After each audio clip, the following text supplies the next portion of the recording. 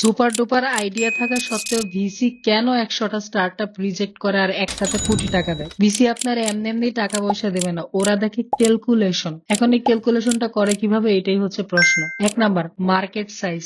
VC তখনই আসবে যখন আপনার মার্কেট সাইজ বড় হবে, কম্পারেটিভ অ্যাডভান্টেজ থাকবে। 2 নাম্বার হচ্ছে ট্র্যাকশন। আপনার প্রোডাক্ট হাই ক্লাস, কোনো লাভ নাই। ভিসি খুঁজবে ইউজার আছে কিনা, আপনার রেভিনিউ কত, নাকি আপনি যা বলছেন তা আসলে শুধুই প্ল্যান, এছাড়া আর কোনো কিছুই না। 3 নাম্বার, স্ক্যালেবিলিটি। ব্যবসা মানেই মুনাফা, সুতরাং যদি আপনার ব্যবসাকে আপনি কয়েক গুণ না করতে পারেন তাহলে আপনি ভুলে যান ভিসির কথা। তারপরে হচ্ছে ইউনিট ইকোনমিক্স।